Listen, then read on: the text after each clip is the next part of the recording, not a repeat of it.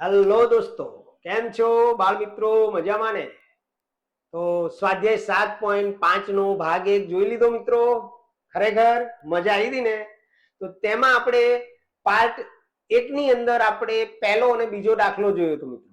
હવે આજના વિડીયોની અંદર આપણે એની આગળના દાખલાઓનો અભ્યાસ કરીશું. તૈયાર છો ને? ચાલો ત્યારે સમય બગાડ્યા વગર આપણે શરૂઆત કરીએ દાખલા નંબર 3 ની. તો દોસ્તો દાખલા નંબર 3 છે કે શુભમે તેના રૂમની દિવાલના 2/3 ભાગ પર રંગ કર્યો અને તેની બહેન માધવીએ તેની રૂમના 1/3 ભાગ પર રંગ કરવામાં મદદ કરી.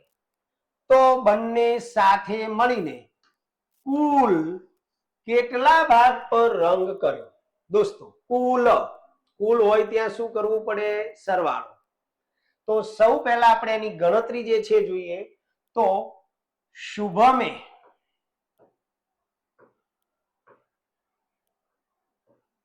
કરેલ રંગનો ભાગ જે આપણને આપેલો છે 2/3. 2/3. ત્યાર પછી એની બેન માધવીએ કરેલ રંગનો ભાગ, તો એને કલર કરેલો છે 1/3 માં ભાગમાં. હવે કુલ કેટલા ભાગમાં રંગ કર્યો? તો આપણે અહીંયા એના કુલ ભાગ શોધવા છે મિત્રો. કુલ ભાગ માટે આપણે એનું શું કરવો પડશે? સરવાળો. તો 2/3 સરવાળા માટે વત્તા 1/3. મિત્રો આવો જ દાખલો આપણે દાખલા નંબર 2 માં જોઈને ગયા. એવો જ દાખલો છે, ખાલી રકમ સ્વરૂપે આપેલો છે. હવે બંનેનો છેદ કેવો છે બાળકો? સરખો છેદ છે. અને છેદ સરખો હોય તો એને સમછેદી અપૂર્ણાંક કહેવાય. અને છેદમાં એ જે છેદ છે સિંગલ વાર એક જ વાર લખવાનો. તો 3 આપણે બંનેના છેદમાં છે 3 લખ્યા. ઉપર 2 આપેલા છે વત્તા 1 આપેલા છે. 2 + 1 કેટલા થાય મિત્રો? તો 3. અને છેદમાં 3 છે. 3 3 ઉડી ગયા તો જવાબ આવશે 1. એનો મતલબ કે બંને સાથે મળીને એક આખી દિવાલ ઉપર કલર કરી નાખ્યો છે. તો અહીંયા આપણે જવાબ લખીશું કે બંને સાથે મળીને આખી દિવાલ પર કલર કર્યો છે. ઓકે, તો આ રીતે દોસ્તો આની ગણતરી થશે. ધ્યાન રાખજો, પ્રયત્ન કરજો અને આવા જ દાખલાની પ્રેક્ટિસ વર્કમાંથી કરજો દોસ્તો. ચાલો હવે ખૂબ જ સરસ દાખલો આપણે ભણવા જઈ રહ્યા છીએ અને એને ધ્યાન રાખજો. હું કઈ રીતે ગણાવું છું સમજજો. ખૂટતો અપૂર્ણાંક ભરો. તો ખૂટતા અપૂર્ણાંકને આપણે ભરવાનો છે. હવે ઘણા બધા ટીચરો તમને જુદી જુદી રીતે શીખવાડશે. હું એકદમ સિમ્પલ રીત તમને સમજાવી દઉં. પણ એ પહેલા એક થિયરી યાદ રાખજો. બરોબર? કઈ થિયરી યાદ રાખવાની મિત્રો? તો આ બરાબરની નિશાની છે. હવે આ બાજુ અને આ બાજુ કઈ થાય? તો આ બાજુ જે છે એને જમણી બાજુ આપણે કહીશું. બરાબરની આ બાજુ જમણી બાજુ અને આ બાજુ જે છે આપણી ડાબી બાજુ આવશે. રાઈટ?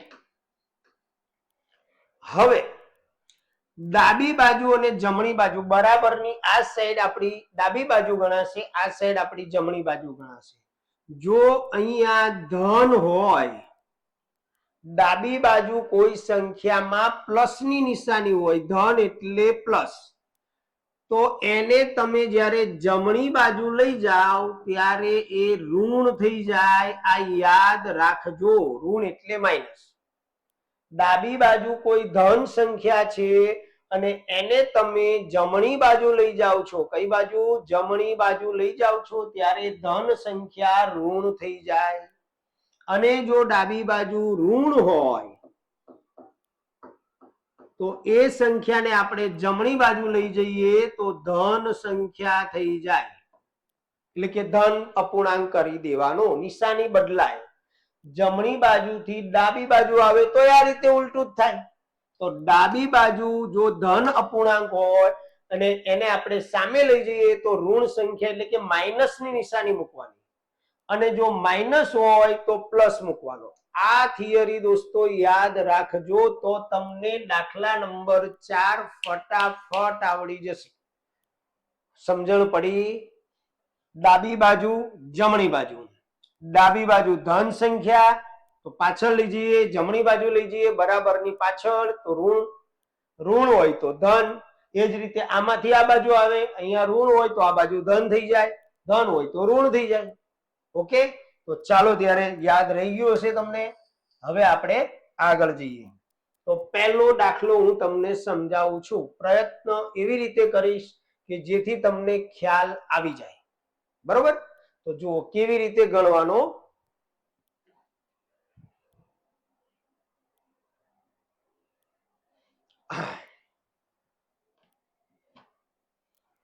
તો અહીંયા આપણને પહેલો દાખલો આપેલો છે મિત્રો, જે હું તમને અહીંયા આખે આખો ગણાવડાવું છું.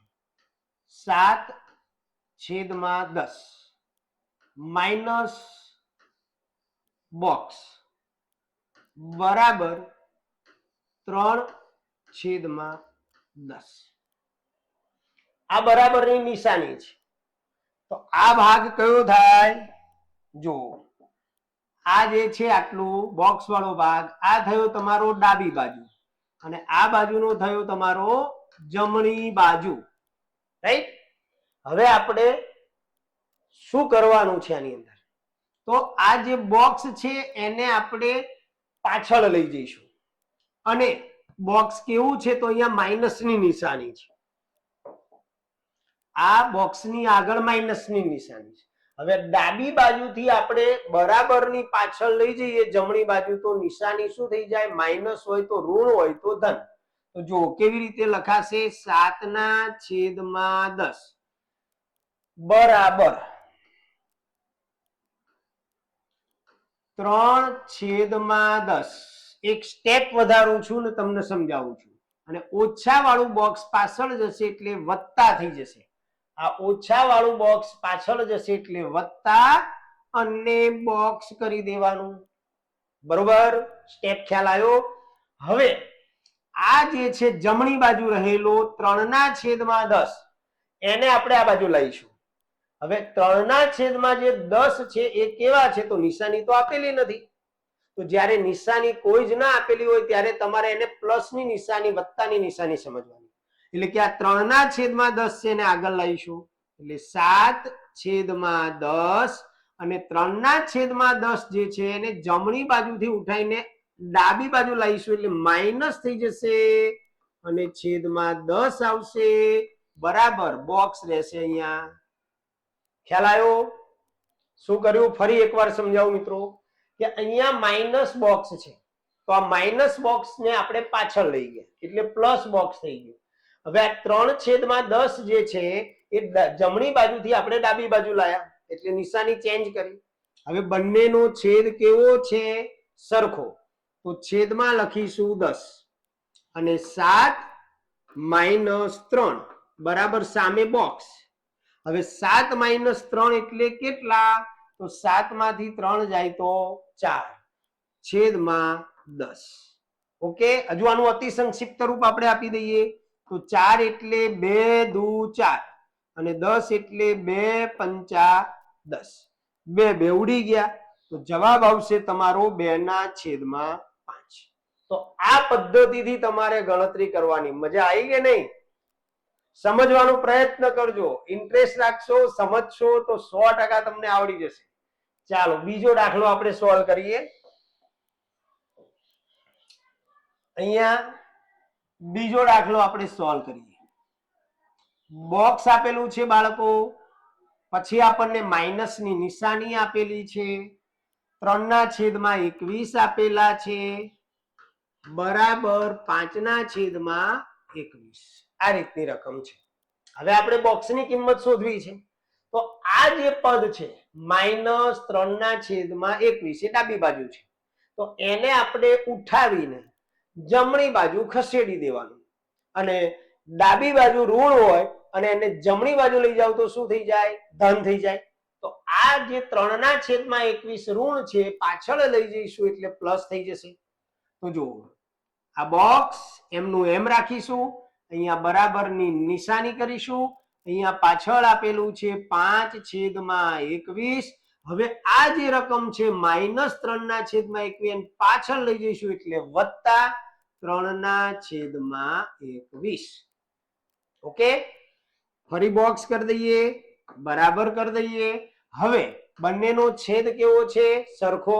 તો છેદમાં લખીશું 21, ઉપર 5, વત્તાની નિશાની છે એટલે સરવાળાની નિશાની કરીશું અને 3. બોક્સ લખીશું, બરાબર 5 ને 3 8 અને છેદમાં 21. મતલબ બોક્સમાં જવાબ કેટલો આવશે? 8/21. રાઈટ? ક્લિયર? સમજણ પડી? સારું, ત્યારે સી દાખલાની અંદર જઈએ આપણે. તો દાખલા નંબર 3 ની અંદર જોઈએ. બોક્સ આપેલું છે 3/6 માઇનસ છે અને બરાબર 3/6. તો સૌ પહેલા આપણે આ -3/6 છે એને આપણે પાછળ લઈ જઈશું. તો અહીંયા આપણે બોક્સનું બોક્સ એમને એમ રાખીશું, બરાબરની નિશાની કરીશું. 3/6 પાછળ વાળા પહેલા લખી નાખીએ. તો આ 3/6 લખાઈ ગયા. હવે આ જે નિશાની છે એ -3/6 છે. હવે એને આપણે પાછળ લઈ જઈશું ડાબી બાજુથી. સાઈડ બદલો એટલે નિશાની બદલાય, આટલું યાદ રાખવાનું. પ્લસ હોય તો માઇનસ ને માઇનસ હોય તો પ્લસ. સરવાળા અને બાદબાકીના જ નિયમો છે આ, ગુણાકાર ભાગાકારની વાત નથી મિત્રો.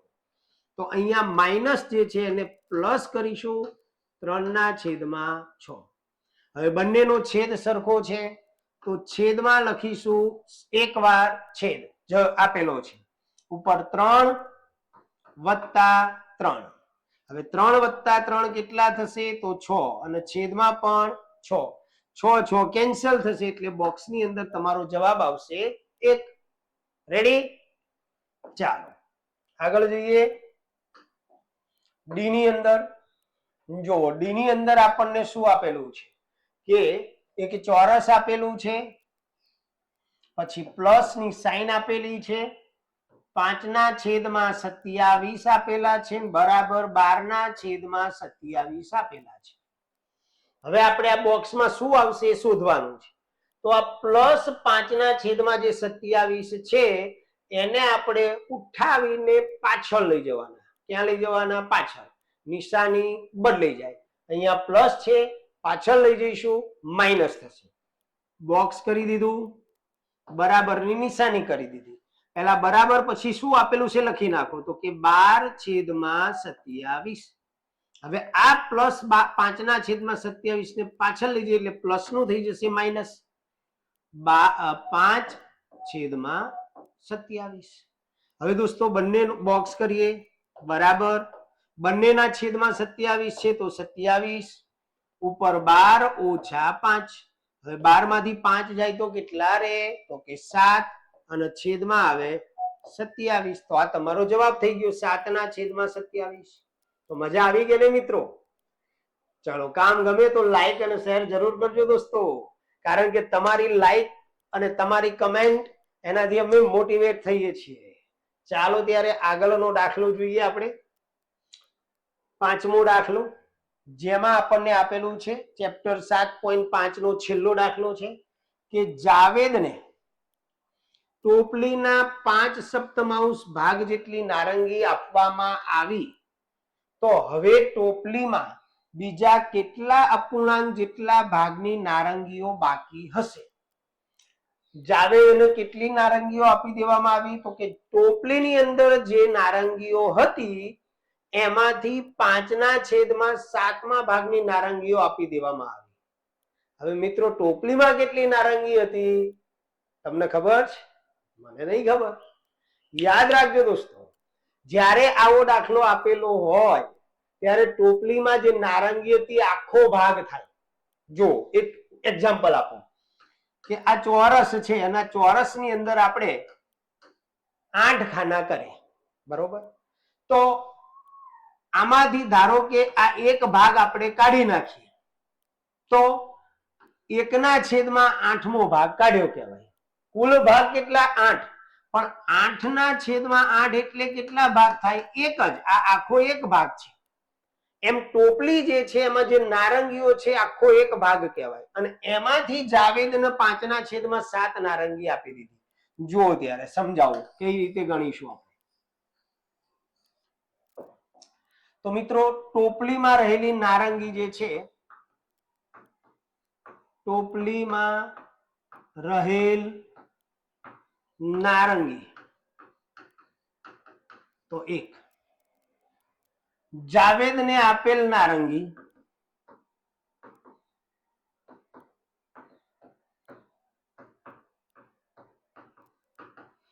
તો 5/7. હવે દોસ્તો કેટલી બાકી રહી? બાકી રહી એટલે એનો મતલબ કે આપણે કરવાની છે બાદબાકી. ટોપલીમાં જે નારંગી હતી એમાંથી જાવેદને આપેલી નારંગી માઇનસ કરવાની છે. તો અહીંયા આપણે લખીશું 1 - 5/7. ટોપલીમાં રહેલી નારંગી જે હતી એમાંથી 5/7 નારંગી આપણે જાવેદને આપી દીધી એટલે માઇનસ કરીશું. હવે અહીં 1 આવ્યો.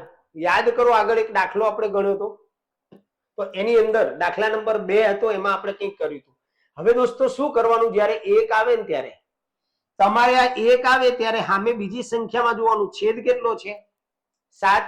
તો આ 1 ની જગ્યાએ અંશ પણ 7 કરી નાખવાનો, છેદ પણ 7 કરી નાખવાનો. યાદ રાખજો, આ રીતનો દાખલો આવે ત્યારે અહીંયા તમને છેદમાં બીજી સંખ્યામાં 7 આપેલા છે, તો તમારે આ 1 ની જગ્યાએ 7/7 લખી નાખવાના, કારણ કે 7/7 બરાબર 1 જ થાય.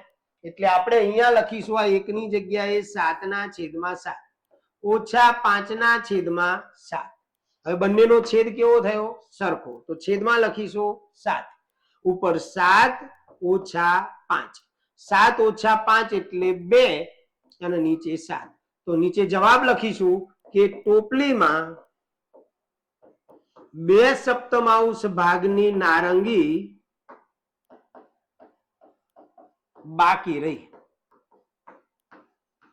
2/7 ભાગની નારંગી બાકી રહી. ઓકે, તો અહીંયા દોસ્તો આપણું સ્વાધ્યાય 7.5 પૂર્ણ થયું. તો આપને અમારું કામ ગમે તો વિડીયોને લાઈક અને શેર જરૂર કરજો દોસ્તો. હવે મળીશું આપણે નેક્સ્ટ વિડીયોની અંદર, જેમાં આપણે આગળ સ્વાધ્યાય 7.6 લઈને આવીશું. તો ત્યાં સુધી આવજો. જય સ્વામિનારાયણ.